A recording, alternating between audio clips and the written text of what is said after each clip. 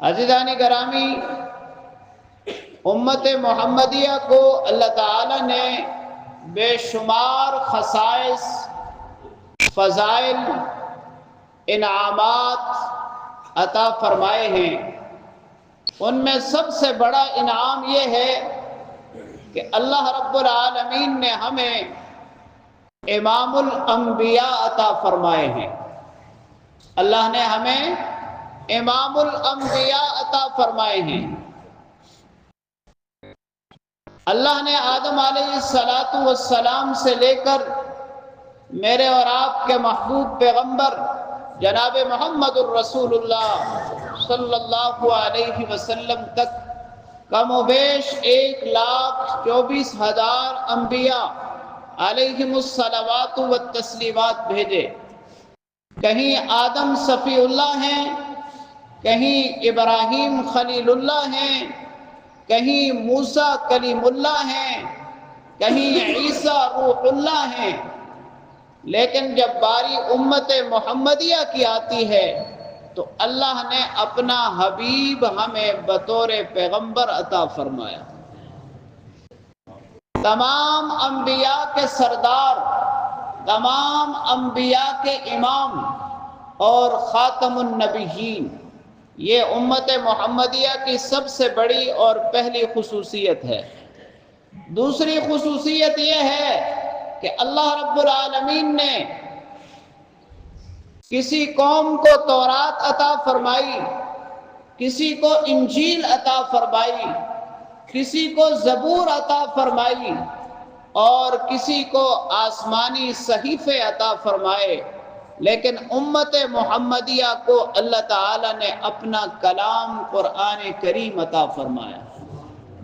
یہ دوسری بڑی خصوصیت ہے امت کی کہ اللہ نے نبیوں کا امام عطا فرمایا اور کتاب ساری کتابوں کی سردار عطا فرمائی۔ کتاب ساری کتابوں کی سردار عطا فرمائی۔ پھر اللہ رب العالمین نے ہمیں خیر الایام جمعۃ المبارک عطا فرمایا۔ جمعہ بھی امت محمدیہ کی خصوصیت ہے، امتیاز ہے۔ پھر چوتھی خصوصیت، چوتھا امتیاز، چوتھی فضیلت اور شان یہ ہے کہ اللہ نے اس امت کو کامل اور آسان دین عطا فرمایا۔ کامل اور آسان دین عطا فرمایا۔ الیوم اکملت لکم دینکم واتممت علیکم نعمتی ورضیت لکم الاسلام دینا، اور فرمایا ما جعل علیکم فی الدین من حرج۔ یہ امت محمدیہ کی بھی خصوصیت ہے کہ اللہ نے دین کامل عطا فرمایا۔ دین آدم علیہ السلام سے شروع ہوتا ہے اور حضرت محمد مصطفیٰ صلی اللہ علیہ وسلم تک چلتا ہے۔ اللہ کا بھیجا ہوا دین ایک ہی ہے، لیکن ہر امت میں کچھ نہ کچھ کمی بیشی، کچھ اضافہ، کچھ کمی ہوتی رہی، لیکن اپنے محبوب پیغمبر کو جب اللہ نے بھیجا تو آخر میں یہ اعلان فرما دیا کہ اب کمی بیشی کا سلسلہ ختم ہو گیا ہے، اب یہ دین کامل و اکمل ہے اور عمل کے لیے آسان ہے۔ پھر اللہ رب العالمین نے اس امت کو یہ خصوصیت عطا فرمائی کہ محمد مصطفیٰ کے صدقے یہ امت ساری کی ساری کبھی گمراہ نہیں ہوگی، ساری کی ساری کبھی گمراہ نہیں ہوگی۔ قرآن اٹھا کر دیکھیں، امت نے اللہ کے احکام کی خلاف ورزی کی، نبی کی بات نہیں مانی، اللہ نے عذاب بھیجا، تباہ و برباد کر دیا۔ لیکن اجتماعی طور پر امت محمدیہ پر کبھی عذاب نہیں آئے گا۔ انفرادی طور پر تو آئے گا لیکن اجتماعی طور پر نہیں آئے گا۔ پھر اللہ رب العالمین نے اس امت کو یہ خصوصیت عطا فرمائی کہ اس کا عمل کم ہے اور اجر زیادہ ہے۔ ایمان کے بعد سب سے پہلی عبادت، سب سے پہلا اللہ کا حکم نماز کا ہے۔ نمازیں ہم کتنی پڑھتے ہیں؟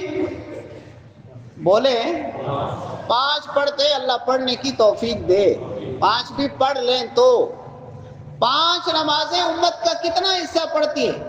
امت محمدیہ کے کتنے فیصد لوگ 5 نمازیں پڑھتے ہیں؟ بڑے افسوس کی بات ہے، رمضان المبارک کا یہ مبارک مہینہ چل رہا ہے، اللہ کریم سے ہاتھ اٹھا کے دعا کرے اللہ ساری امت کو 5 وقت کا پکا نمازی بنا دے۔ نمازیں ہم 5 پڑھتے ہیں، ثواب ہمیں 50 نمازوں کا ملتا ہے۔ میں نہیں کہہ رہا، رب کا قرآن کہتا ہے من جاء بالحسنہ فلہ عشر امثالھا۔ امت محمدیہ کا جو فرد ایک نیکی کرے گا اللہ اس کے بدلے اس کو 10 نیکیاں عطا فرمائیں گے۔ اسی طرح اللہ رب العالمین نے ساری امتوں پر روزے تو فرض کیے لیکن کسی امت کو رمضان نہیں دیا۔ ہماری یہ خصوصیت ہے، امت محمدیہ کی یہ خصوصیت ہے کہ اللہ نے ہمیں رمضان عطا فرمایا۔ نبی پاک صلی اللہ علیہ وسلم کا فرمان میں نے آپ کے سامنے تلاوت کیا۔ رمضان کے اندر پھر نبی پاک صلی اللہ علیہ وسلم نے 5 خصوصیتیں بیان فرمائی۔ یہ اجتماعی خصوصیات کے بعد رمضان خود ایک خصوصیت ہے، ایک انعام ہے، ایک فضیلت ہے، ایک شان ہے۔ لیکن رمضان میں محبوب کبریا جناب محمد الرسول اللہ صلی اللہ علیہ وسلم نے فرمایا اوتیت امتی 5 خصال فی رمضان، میری امت کو رمضان میں 5 چیزیں ایسی عطا کی گئی ہیں لم توتہن امت قبلہم، کہ اس سے پہلے کسی امت کو نہیں دی گئی۔ پہلی خصوصیت فرمایا خلوف فم الصائم اطیب عند اللہ من ریح المسک، روزہ دار کے منہ کی بدبو اللہ کے ہاں مشک سے زیادہ پسندیدہ ہے۔ کہہ دیں سبحان اللہ۔ روزہ دار کے منہ کی بدبو اللہ کے ہاں مشک سے زیادہ پسندیدہ ہے۔ محدثین کرام نے اپنے اپنے ذوق کے مطابق تشریح کی۔ 3 باتیں بڑی اہم ہیں جو اس حدیث مبارکہ کے اس جملے کے تحت لکھی گئی۔ فرمایا پہلا مطلب تو اس کا یہ ہو سکتا ہے کہ اللہ رب العالمین اس بدبو کے بدلے خوشبو، اس بدبو کا بدلہ خوشبو سے عطا فرمائیں گے۔ پہلا مطلب کیا ہے کہ اللہ اس بدبو کا بدلہ خوشبو سے عطا فرمائیں گے۔ اور دوسرا مطلب یہ ہے کہ روز قیامت جب جناب اسرافیل علیہ السلام دوسری مرتبہ سور پھونکیں گے، ہم سب اللہ کے حکم سے اپنی قبروں سے نکل کر میدان حشر کی طرف رواں دواں ہوں گے۔ اس وقت علامت کے طور پر روزہ داروں کے منہ میں اللہ خوشبو پیدا فرما دے گا۔ اور تیسرا مطلب بڑا خوبصورت بیان فرمایا، ابھی پہلے بھی آپ کے سامنے اس حوالے سے عرض کیا تھا، وہ یہ ہے کہ دنیا میں ہی اللہ رب العالمین کو روزہ دار کے منہ کی بدبو مشک سے زیادہ پسندیدہ ہے۔ کیوں؟ اس لیے کہ روزہ دار اللہ کا محبوب بن جاتا ہے، اور جب کوئی شخص کسی کا محبوب بن جاتا ہے تو اس کی ہر ادا ہی محبوب ہوتی ہے۔ روزہ دار، میں نے پچھلے جمعے بھی عرض کیا تھا کہ روزہ ہمیں کیا عطا کرتا ہے؟ اللہ کا قرب، اللہ کا قرب عطا کرتا ہے۔ جب کوئی شخص صرف رب کو راضی کرنے کے لیے طلوع صبح صادق سے لے کے غروب آفتاب تک کھانا چھوڑتا ہے، پینا چھوڑتا ہے، نفسانی خواہشات چھوڑتا ہے، تو یہ اللہ کا محبوب ترین بندہ بن جاتا ہے۔ اس لیے اللہ اس کے معدے کے خالی ہونے کی وجہ سے، منہ کے گندا ہونے کی وجہ سے نہیں، معدے کے خالی ہونے کی وجہ سے جو بدبو پیدا ہوتی ہے وہ اللہ تعالیٰ کو مشک سے بھی زیادہ پسندیدہ ہے۔ دوسری بات فرمایا تستغفر لکم الحیتان، سمندر کی مچھلیاں تک اس کے لیے، روزہ دار کے لیے دعائے مغفرت کرتی۔ قرآن کریم میں آتا ہے ان الذین آمنوا وعملوا الصالحات سیجعل لهم الرحمن ودا، جو لوگ ایمان لائے اور اچھے کام کرتے ہیں، نیک کام کرتے ہیں، اللہ ان کی محبت دلوں میں ڈال دیتے ہیں، اللہ ان کی محبت دلوں میں ڈال دیتے ہیں۔ حدیث مبارکہ میں آتا ہے کہ جب اللہ رب العالمین کسی بندے سے محبت کرنے لگتے ہیں تو جناب جبرائیل امین کو بلا کے فرماتے ہیں جبرائیل فلاں بندہ میرا محبوب ہے۔ جبرائیل پھر آسمان میں اعلان کر دیتے ہیں کہ اے آسمان والوں سن لو، فلاں بندہ اللہ کا محبوب ہے، میں بھی اس سے محبت کرتا ہوں۔ تو پھر سارے آسمان والے اس سے محبت کرنے لگتے ہیں۔ پھر اسی طرح محبوبیت اور محبت زمین میں بھی پھیلا دی جاتی ہے، تو خشکی سمندر کی مخلوق یعنی مچھلیاں تک بھی اس شخص سے محبت کرنے لگتی ہیں اور اس کے لیے دعائیں مغفرت کرنے لگتی ہیں۔ بہت سی روایات میں آپ نے یہ بات سنی ہے کہ فرشتے دعا کرتے ہیں، فرشتے استغفار کرتے ہیں۔ اس کا مطلب یہ ہے کہ تمام مخلوقات محبت کرتی ہے اور دعا کرتی ہے، استغفار کرتی ہے۔ تیسری خصوصیت فرمایا یزین اللہ عز وجل کل یوم جنتہ، روزہ داروں کے لیے اللہ روزانہ جنت کو سجاتے ہیں۔ آپ صلی اللہ علیہ وسلم نے فرمایا جب رمضان آتا ہے جنت کے دروازے کھول دیے جاتے ہیں، جہنم کے دروازے بند کر دیے جاتے ہیں، اور سارے سال جنت کو سجایا جاتا ہے تاکہ اللہ کے بندے جنت کے شوق میں اللہ رب العالمین کے احکام کو پورا کریں۔ چوتھی خصوصیت یہ ہے تصفد فیہ مردۃ الشیاطین، سرکش شیاطین رمضان میں قید کر لیے جاتے ہیں۔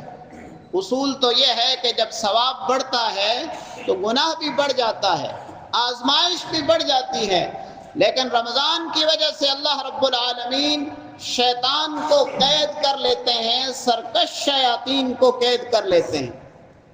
بعض روایات میں صرف شیاطین کا لفظ بھی آتا ہے۔